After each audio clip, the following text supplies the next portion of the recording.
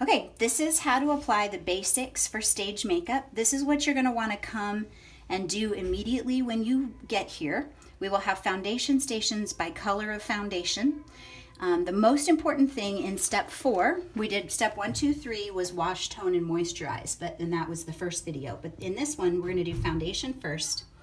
So I'm going to go through, and then we're going to do eyes, then we're going to do blush, lips, then blush, then we're going to set it. So I'm going to talk through these, and now that Jack's got a shot of that, in case you need to go back in the video and refer to the instructions, you can, but he's going to watch as Kendall does it. The first thing is the most important thing, which is to start with a clean sponge. We're going to purchase, you guys, sponges similar to this, not with a handle on it, but it'll be kind of a little cone-shaped, pointed sponge. She's going to take the Dr. Bronner's bar, which we'll have here for you in the makeup room, and get it nice and lathery in her hand. And she's going to wash. This has lavender in it, which is going to kill the germs, but not irritate anyone's skin. So since you have to throw your hair back there, Kendall, so we can see you. Since you have to wash it and then you have to share a foundation, you want to make sure that your blush is nice and clean and then rinsed out.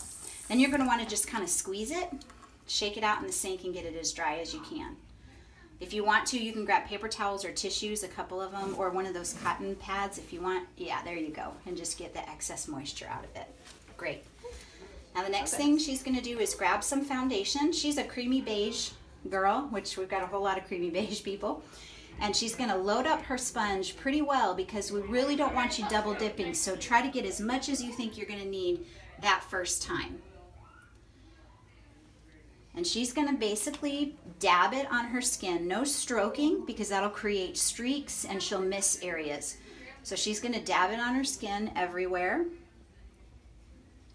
While she's doing that, I'm just going to mention, if any of you have redness areas or acne or blemishes, it's important that you bring your own concealer. You should pick that up or have your mom pick it up, guys, if you don't necessarily know what you're looking for. It's very important that it's a yellow-based concealer. That is what tones down the red before you put your foundation on. We'll help you with that if you need to, and we do have some stage concealer for those of you who really, really need a lot of help with that. But you really need to bring your own concealer to wear under your foundation with you, and a yellow-based one is good. Okay, great. She applied her foundation. If you need more, this is the important second step. Instead of using your same sponge because you don't want to double dip, Kendall's going to grab a wedge that we have disposable, load that up for her second application, do the rest of what she needs. That way she leaves it clean. In the evening when you're finished and we're all done with our makeup, I want you to go ahead and clean your sponge again so that it's ready for the next day and so that we don't give bacteria an opportunity to grow and multiply in that sponge. So once again, she's going to wash it. I know this seems like a process, you guys, but this is kind of what we have to do to be professional in the area of makeup. Great. So you just guys work on it, get it as clean as you can. I know it's a bit of a challenge. You can also, if you have to, in a pinch, you can put a little bit of hand sanitizer in your hand and rub it in there. But once again, that has alcohol and it could irritate your skin if it doesn't completely dry. Okay, now we're going to work on your eyes real quickly. She's going to grab her eyeliner. She's going to do the top and bottom. She can get it open. She's going to do the top and bottom of her lash line from the pupil, starting at the pupil. Do not start in the inside corner of the eye. Start in the middle of the eyelid. She's going to stroke out to the corner. The difference between guys and girls here is that guys, you do not want to meet those two lines in the corner and bring them together. This will give you more of a feminine look, and it'll also close your eyes and make them look small. Girls, you can close your eyes in the corner because that's okay. We don't mind that look with you, but it's really important that you not do a cat eye stroke and come really out in that crease very much. You can bring it together in the corner, but don't give a cat eye. And the most important thing about this is cat eyes, unless your character has been designed and calls for it by your directors and artistic team, it actually makes you stand out in the cast and makes you look mean or moody or more of a dark emotional character. Day to day, I love it on you. Those of you who really enjoy doing that, it looks great as kind of a dramatic makeup look, and I get that. But when it comes to stage, you really need not to do the cat eyes unless you've been instructed to based on your character. And then the last thing on eyes is mascara. You're going to bring your own. Today, Kendall's using mine, so because she's using someone else's, she's going to take a clean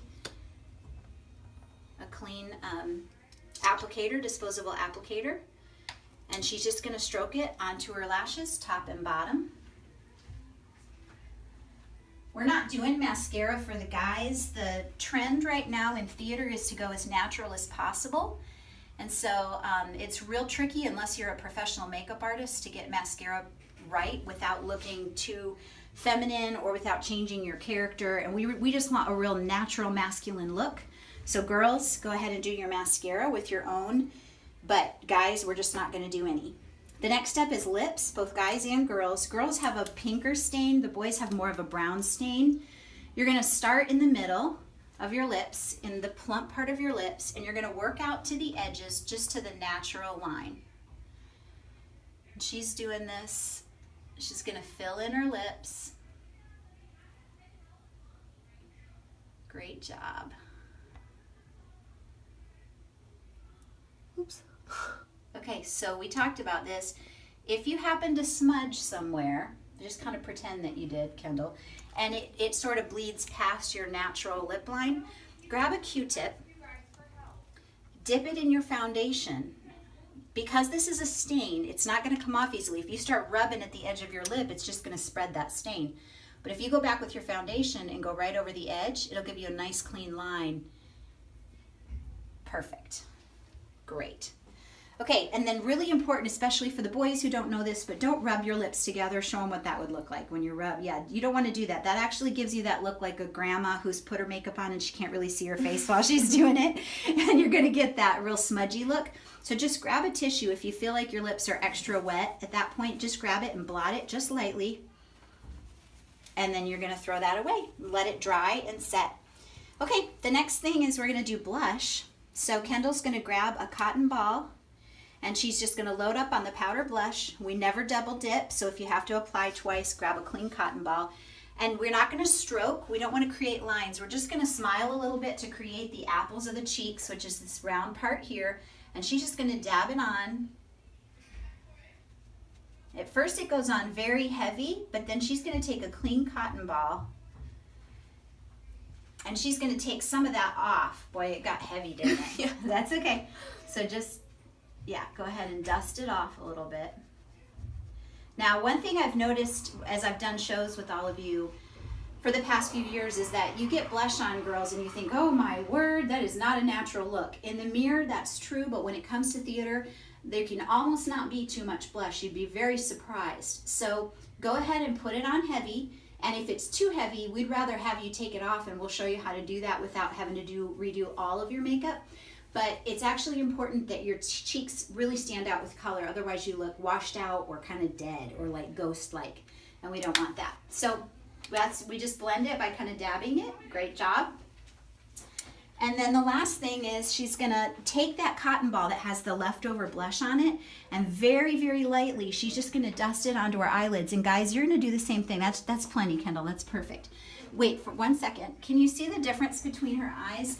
So that just look straight ahead in the mirror. That just created some life up here. You see that? The color, and brings her eyes to life. So we're not doing shadows. We don't want anything that dramatic for a natural look unless we're doing special makeup because you're a specific character. But for the basics, just dust the eyelid. Go ahead and do your other one with a little bit of that blush, and that'll match and kind of bring your eyes to life a little bit. Okay? And then the last thing is she's going to set her makeup with powder. And by the way, we'll have some powder here, but really you can use baby powder that's cornstarch based, or you can use straight cornstarch right out of your kitchen. And you're basically going to go ahead and pour a little bit in your hand, Kendall. Just tap it in there just a little bit. There you go. And now just kind of bounce your brush in it. There you go. And that kind of spreads it out nice and even.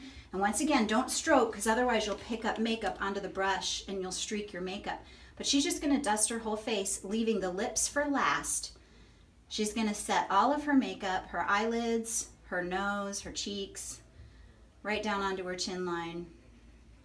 And then she's going to tap her lips with it, just lightly with plenty of powder.